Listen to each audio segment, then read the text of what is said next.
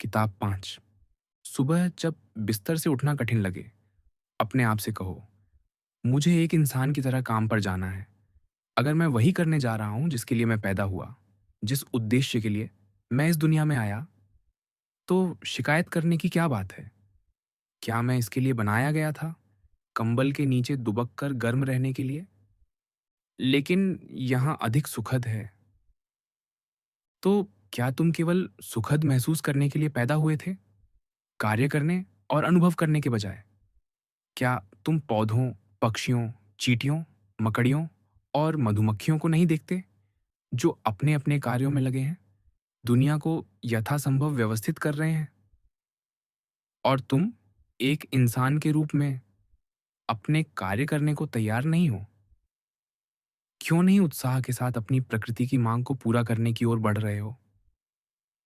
लेकिन हमें कभी-कभी सोना भी पड़ता है। ठीक है, लेकिन प्रकृति ने इसकी भी एक सीमा तय की है, जैसे खाने और पीने की, और तुम उस सीमा को पार कर चुके हो। तुम्हें उसका पर्याप्त से अधिक मिल चुका है। लेकिन काम करने का, वहां तुम अभी भी अपनी क्षमता से कम कर रहे हो।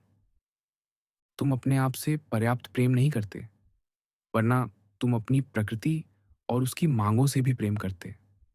जो लोग अपने कार्य से प्रेम करते हैं, वे उसमें पूरी तरह डूब जाते हैं, यहाँ तक कि नहाना या खाना भी भूल जाते हैं। क्या तुम अपनी प्रकृति का उतना सम्मान नहीं करते, जितना एक नक्काशी करने वाला अपनी नक्काशी का, नर्तक अपने नृत्य का, कंजूस अपने धन का, या सामाजिक उन्नति की चाह रखने वाला अपने रुतबे का? जब वे अपने कार्य में पूरी तरह डूबे होते हैं, तो वे खाना पीना छोड़ना पसंद करते हैं, बजाय अपनी कला को छोड़ने के। क्या दूसरों की मदद करना तुम्हें कम मूल्यवान लगता है? क्या यह तुम्हारे प्रयास के लायक नहीं है? सभी व्याकुलताओं को झटक देना और मन को शुद्ध करना, हर परेशानी और अशांति को दूर करना और पूर्ण शांति प्राप्त करना, यह बच्चों का खेल नहीं है। यदि कोई कार्य या बात उचित है, तो वह तुम्हारे लिए भी उचित है। दूसरों की टिप्पणियों और आलोचनाओं से विचलित मत हो। यदि कुछ कहना या करना सही है, तो वह तुम्हारे लिए कहने या करने की सही चीज है। दूसरे अपने नेतृत्व का पालन करते हैं, अपनी प्रवृत्तियों का अनुसरण करते हैं। विचलित मत हो, चलते रहो। अपनी प्रकृति और विश्व की प्रकृति का अनुसरण करो, उस रास्ते पर जो वे साझा करते हैं। मैं प्रकृति के मार्ग से होकर चलता हूँ, जब तक कि डूबने और विश्राम करने का समय ना आए। अपनी आखिरी सांस को उसी स्रोत को सौंप देना, जिससे मैं रोज सांस लेता हूँ। उस पर गिर पड़ना, जिससे मेरे पिता का बीज, मेरी माँ का रक्त, मेरी दाई का दूध आया। मेरे रोज के खाने पीने से इन सभी वर्षों में, जो मेरे कदमों को संभालता है और उसका उपयोग जो मैं करता हूँ, कोई तुम पर कभी तेज तर्रार होने का आरोप नहीं लगा सकता। ठीक है, लेकिन और भी बहुत सी चीजें हैं जिनके बारे में तुम नहीं कह सकते कि मुझ में वह नहीं है। उन गुणों का अभ्यास करो जो तुम दिखा सकते हो। ईमानदारी, गंभीरता, सहनशीलता, सादगी, समर्पण, संयम, धैर्य, सच्चाई। क्या तुम नहीं देखते कि तुम में कितना कुछ है, नहीं कर सकता, जैसे बहानों से परे? और फिर भी तुम कम पर संतुष्ट हो? या क्या यह कोई जन्मजात कमजोरी है जो तुम्हें शिकायती, लालची और चापलूस बनाती है? तुम्हें अपने शरीर की शिकायत करने, दूसरों का पक्ष लेने, दिखावा करने और अंदर से इतना अशांत छोड़ देती है? नहीं, तुम बहुत पहले मुक्त हो सकते थे, और तब तुम केवल थोड़े धीमे होते। इतनी जल्दी समझ में नहीं आता, और उस धीमेपन पर भी काम करने की जरूरत है। इसे नजरअंदाज नहीं करना चाहिए, न ही इसे पुरस्कृत करना चाहिए। कुछ लोग, जब वे किसी का उपकार करते हैं, हमेशा उसे वसूल करने का मौका ढूंढते हैं। और कुछ लोग ऐसा नहीं करते, लेकिन फिर भी उन्हें इसका एहसास रहता है। वे इसे एक कर्ज के रूप में देखते हैं। लेकिन कुछ लोग ऐसा भी नहीं करते। वे उस लता की तरह हैं जो अंगूर पैदा करती है, बिना कुछ बदले में मांगे। दौड़ के अंत में एक घोड़ा, शिकार खत्म होने पर एक कुत्ता, अपनी शहद जमा करने वाली मधुमक्खी और एक इंसान जो दूसरों की मदद करने के बाद वे इस पर हंगामा नहीं मचाते, वे केवल अगले कार्य की ओर बढ़ जाते हैं। जैसे लता मौसम में फिर से फल देने की प्रतीक्षा करती है। हमें ऐसे ही होना चाहिए, लगभग बेहोशी में कार्य करना। हाँ, सिवाय इसके कि इसका होश हो, क्योंकि सामाजिक प्राणियों की विशेषता है कि वे खुद को सामाजिक रूप से कार्य करते देखते हैं और अपने पड़ोसियों से भी यही उम्मीद करते हैं। ये सच है। लेकिन तुम मेरी बात को गलत समझ रहे हो। तुम उन लोगों की तरह बन जाओगे जिनका मैंने पहले जिक्र किया, जो तर्क संगत लगने वाले तर्कों से गुमराह हो गए। लेकिन अगर तुम मेरी बात को समझने की कोशिश करोगे, तो तुम्हें अपनी सामाजिक जिम्मेदारी की उपेक्षा करने की चिंता नहीं करनी पड़ेगी। एथेनियनों की प्रार्थना, ज्यूस बारिश बरसाओ, एथेंस की धरती और खेतों पर। या तो कोई प्रार्थना ही ना करो, या फिर ऐसी सीधी सादी प्रार्थना करो जैसे तुम सुनते हो कि लोग कहते हैं, डॉक्टर ने उसके लिए ऐसा ऐसा लिखा, जैसे घुड़सवारी, ठंडे स्नान या नंगे पांव चलना। वैसे ही यह कहो, प्रकृति ने उसके लिए बीमारी लिखी, या अंधापन, या किसी अंग का नुकसान, या जो कुछ भी। वहां लिखा का मतलब है उसके ठीक होने के लिए आदेशित। और यहां भी ऐसा ही है। जो कुछ हमारे साथ होता है वह प्रकृति द्वारा निर्धारित है। यह हमारी नियति को आगे बढ़ाता है। और जब हम कहते हैं कि चीजें घटित हो रही हैं, तो हम बिल्डरों की तरह बात कर रहे हैं जो कहते हैं कि दीवार या पिरामिड में ब्लॉक अपनी जगह लेते हैं और एक सामंजस्यपूर्ण पैटर्न में एक साथ फिट होते हैं, क्योंकि एक एकल सामंजस्य है। जैसे विश्व सभी शरीरों को मिलाकर एक शरीर बनाता है, वैसे ही नियति सभी उद्देश्यों को मिलाकर एक उद्देश्य बनाती है। यहाँ तक कि पूरी तरह से अनपढ़ लोग भी इसे स्वीकार करते हैं जब वे कहते हैं कि कुछ लाया गया, यह या वह। लाया गया, हाँ, या लिखा गया। और उस स्थिति में इसे स्वीकार करो, जैसे हम डॉक्टर के लिखे को स्वीकार करते हैं। यह हमेशा सुखद नहीं हो सकता, लेकिन हम इसे अपनाते हैं क्योंकि हम ठीक होना चाहते हैं। प्रकृति की योजनाओं की पूर्णता को उसी नजरिए से देखो जैसे तुम अपनी सेहत को देखते हो। और जो होता है उसे स्वीकार करो, भले ही इसे स्वीकार करना मुश्किल लगे। इसे इसलिए स्वीकार करो क्योंकि यह जिस ओर ले जाता है, विश्व की अच्छी सेहत और जूस की भलाई और समृद्धि, जो किसी को यह तब तक नहीं लाता जब तक कि यह पूरे विश्व के लिए लाभकारी ना हो। कोई भी प्रकृति ऐसा नहीं करेगी। कुछ ऐसा लाएगी जो उसके शासित चीजों के लिए लाभकारी ना हो। तो दो कारण हैं जो होने वाली चीजों को अपनाने के लिए। एक यह कि यह तुम्हारे साथ हो रहा है, यह तुम्हारे लिए लिखा गया था और यह तुमसे संबंधित है। यह धागा बहुत पहले बुना गया था, सबसे पुराने कारण से। दूसरा कारण यह है कि जो एक व्यक्ति के साथ होता है, वह विश्व को निर्देशित करने वाली चीज की भलाई का कारण है। उसकी भलाई, उसकी पूर्णता, यहाँ तक कि उसके अस्तित्व का भी। क्योंकि अगर तुम कुछ भी उसकी निरंतरता और सामंजस्य से काट देते हो, तो पूरा नुकसान होता है। न केवल उसके हिस्से, बल्कि उसके उद्देश्य भी। और यही तुम करते हो जब तुम शिकायत करते हो, सामंजस्य को तोड़ना और नष्ट करना।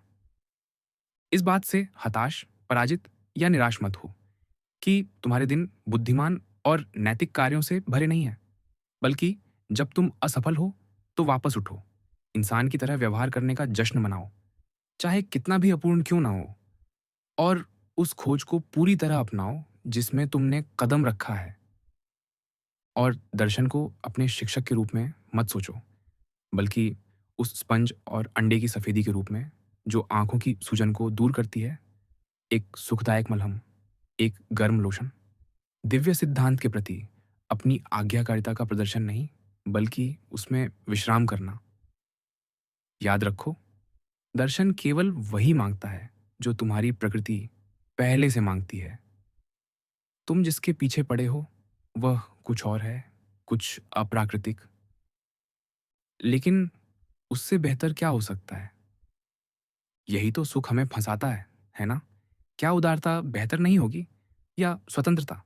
ईमानदारी, विवेक, भक्ति और क्या विचार से बेहतर कुछ है? तर्क से, समझ से, उनकी निश्चितता पर विचार करो, उनकी सहज शांति।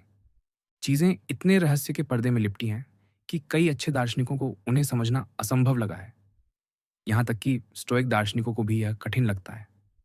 हम जो भी आकलन करते हैं, वह परिवर्तन के अधीन है।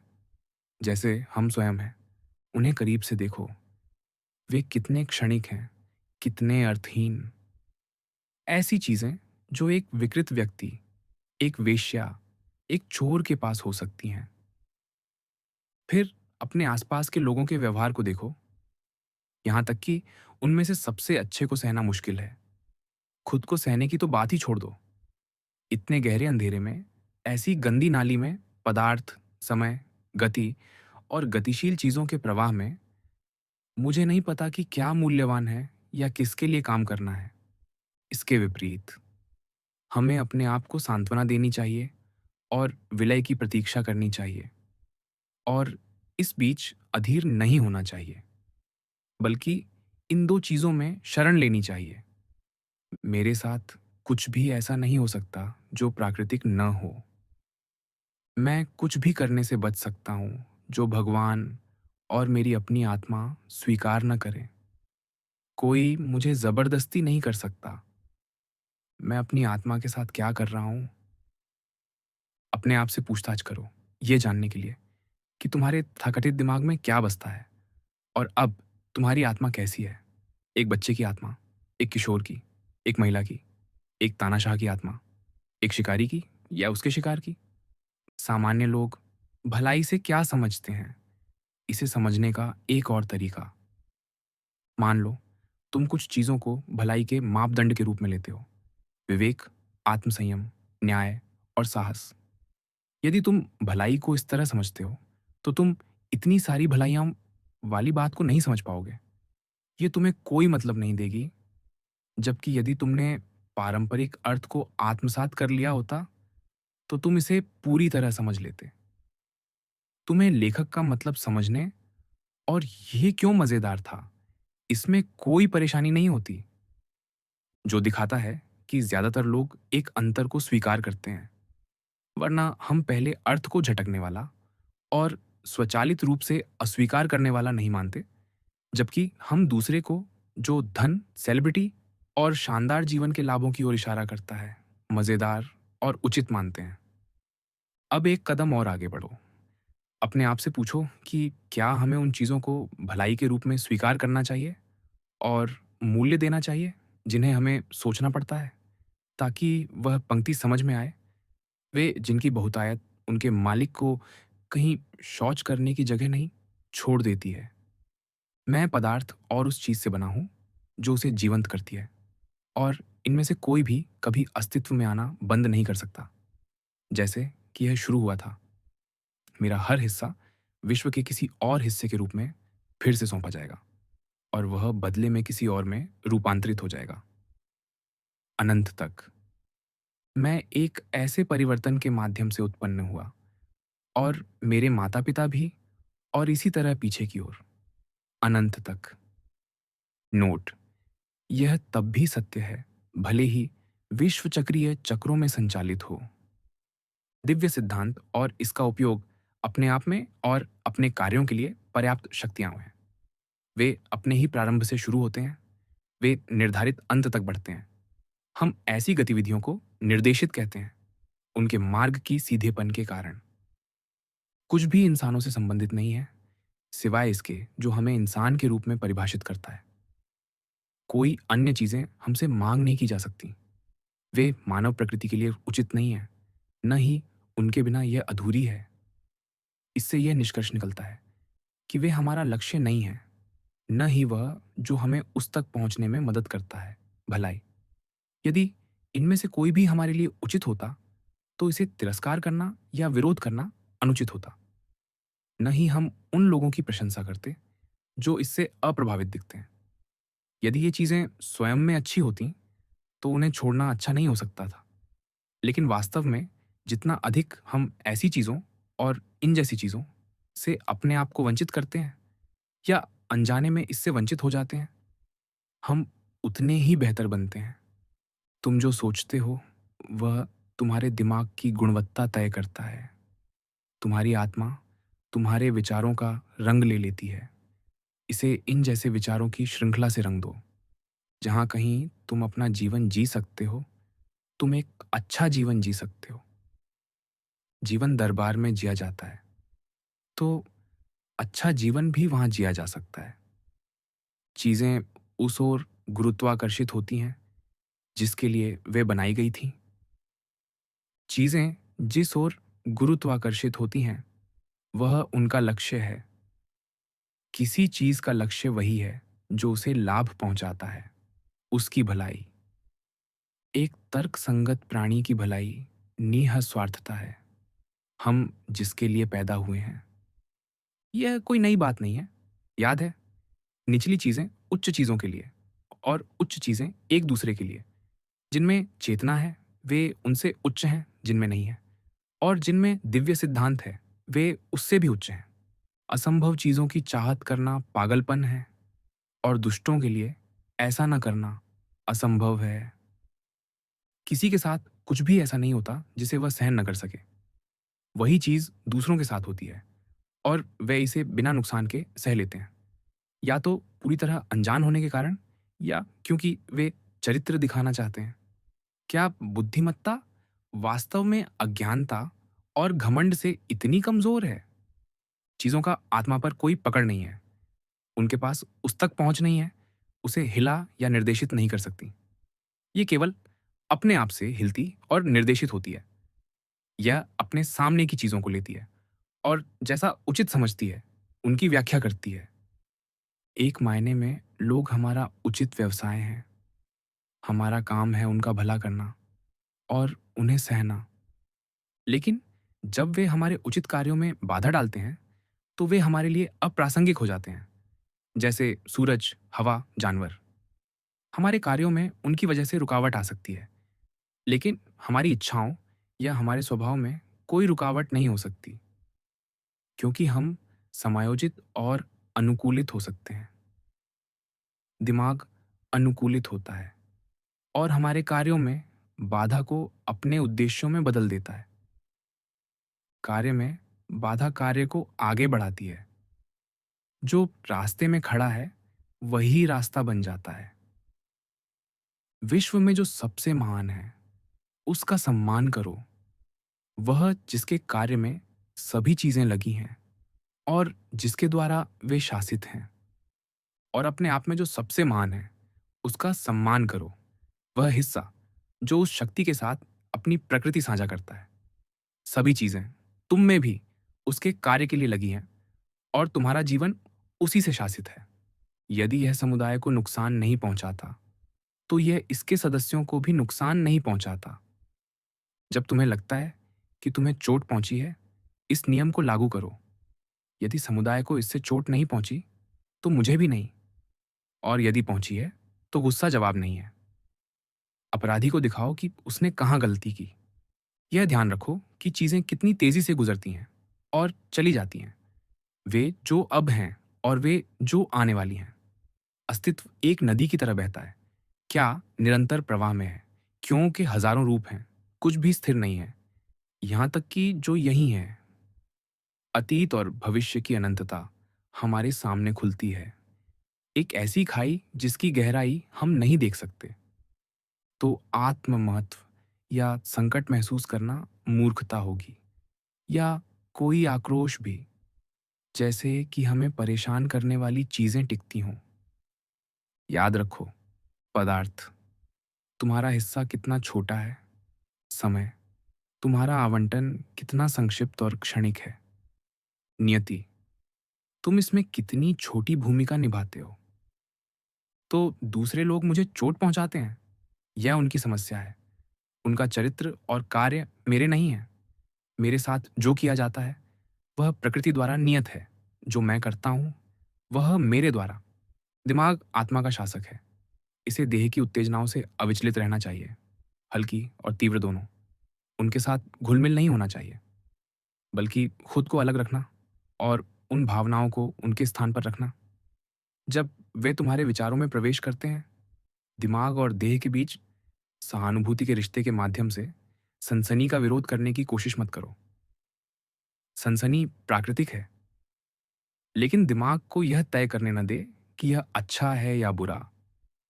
देवताओं के साथ जीना और ऐसा करना है उन्हें दिखाना कि तुम्हारी आत्मा वह स्वीकार करती है जो उसे दिया गया है, और वह करती है जो आत्मा मांगती है। वह आत्मा जो भगवान ने हम में से प्रत्येक को नेतृत्व और मार्गदर्शन के लिए दी, उसका एक अंश, जो है हमारा दिमाग, हमारा दिव्य सिद्धांत। लोगों की बदबू या सांस की दुर्गंध से चिढ़ मत हो। इसका क्या मतलब है? उस मुंह से, उन बगलों से वे वह गंध पैदा करेंगे, लेकिन उनके पास दिमाग है। क्या वे इसे समझ नहीं सकते? क्या वे समस्या को नहीं पहचान सकते? तो तुम्हारे पास भी दिमाग है। अच्छा है, तो अपने तर्क का उपयोग करके उसके तर्क को जगाओ, उसे दिखाओ, उसे इसे महसूस कराओ। यदि वह सुनेगा तो तुमने समस्या हल कर दी, बिना गुस्से के। न नाटक का राजा, न वेश्या। तुम यहाँ वैसे ही जी सकते हो जैसे तुम वहाँ जीने की उम्मीद करते हो।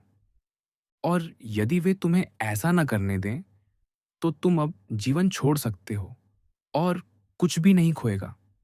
यदि धुआं मुझे खांसी देता है, तो मैं जा सकता हूँ। इसमें इतना मुश्किल क्या है? जब तक चीजें उस बिंदु तक नहीं पहुंचती, मैं स्वतंत्र हूं। कोई मुझे वह करने से नहीं रोक सकता जो मैं चाहता हूं। और मैं वही चाहता हूं जो तर्क संगत प्राणियों के लिए उचित है, जो एक साथ रहते हैं। विश्व की बुद्धिमत्ता स्वार्थी नहीं है। इसने निचली चीजों को उच्च चीजों के लिए बनाया और उच्च चीजों को एक दूसरे से जोड़ा।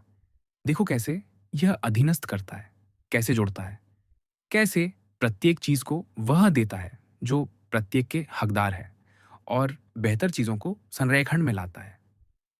तुमने देवताओं, अपने माता पिता, अपने भाई बहनों, अपनी पत्नी, अपने बच्चों, अपने शिक्षकों, अपनी दाइयों, अपने दोस्तों, अपने रिश्तेदारों, अपने दासों के प्रति कैसा व्यवहार किया है? क्या उन सभी को तुमसे कुछ भी गलत और अनुचित न शब्दों में न कर्मों में मिला है? सोचो कि तुमने क्या क्या झेला है, क्या क्या सहा है, और यह कि तुम्हारी जिंदगी की कहानी खत्म हो चुकी है। तुम्हारा काम पूरा हो चुका है। तुमने कितनी अच्छी चीजें देखी हैं। तुमने कितने दर्द और सुख का विरोध किया है। तुमने कितने सम्मानों को ठुकराया है। कितने निर्दयी लोगों के प्रति तुम दयालु रहे हो।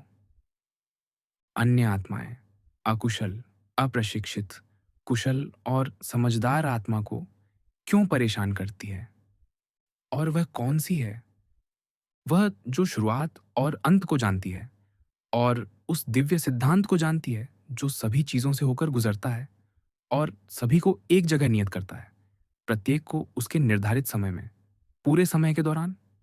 जल्द ही तुम राख हो जाओगे या हड्डियां। बस एक नाम, ज्यादा से ज्यादा, और वह भी बस एक ध्वनि, एक गूंज। जिन चीजों को हम जीवन में चाहते हैं वे खोखली, बांसी और तुच्छ हैं। कुत्ते एक दूसरे पर भौंकते हैं, बच्चे झगड़ते हैं, हंसते हैं, और फिर एक पल बाद आंसुओं में डूब जाते हैं। विश्वास, शर्म, न्याय, सत्य पृथ्वी से चले गए और केवल स्वर्ग में पाए जाते हैं। तुम अभी भी यहां क्यों हो? संवेदी वस्तुएं अस्थिर और अस्थायी हैं। हमारी इंद्रियां धुंधली और आसानी से धोखा खा जाती है। आत्मा स्वयं रक्त का एक काढ़ा है। ऐसी दुनिया में प्रसिद्धि बेकार है। और तो धैर्यपूर्वक इसका इंतजार करो, विलय या रूपांतरण। और जब तक वह समय नहीं आता, देवताओं का सम्मान और पूजा करो। इंसानों के साथ वैसा व्यवहार करो जैसा वे हकदार हैं। दूसरों के प्रति सहनशील रहो और अपने प्रति सख्त। याद रखो, तुम्हारी देह और रक्त के अलावा कुछ भी तुम्हारा नहीं है, और कुछ भी तुम्हारे नियंत्रण में नहीं है।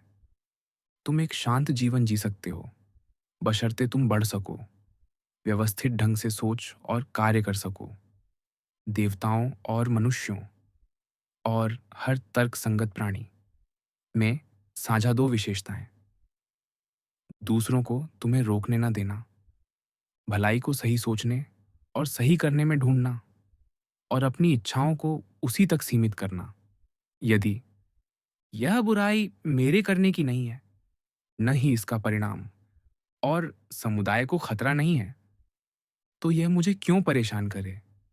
समुदाय के लिए खतरा कहाँ है? अपनी कल्पनाओं से अभिभूत मत हो, बल्कि वही करो जो तुम कर सकते हो और करना चाहिए। और यदि गैर आवश्यक चीज़ों में पीड़ा हो, तो इसे हार मत मानो। बुरी आदत, जैसे वह बूढ़ा जो अनाथ के खिलौने को बाहर निकलते समय मांगता था, हालांकि वह जानता था कि यह बस एक खिलौना था। वैसा ही मंच पर, क्या तुम भूल गए कि क्या है क्या? मुझे पता है, लेकिन यह उनके लिए महत्वपूर्ण था। तो क्या तुम्हें भी मूर्ख बनना होगा? मैं कभी सौभाग्यशाली व्यक्ति था, लेकिन किसी बिंदु पर भाग्य ने मेरा साथ छोड़ दिया। लेकिन असली सौभाग्य वह है जो तुम खुद बनाते हो। सौभाग्य, अच्छा चरित्र, अच्छे इरादे और अच्छे कार्य।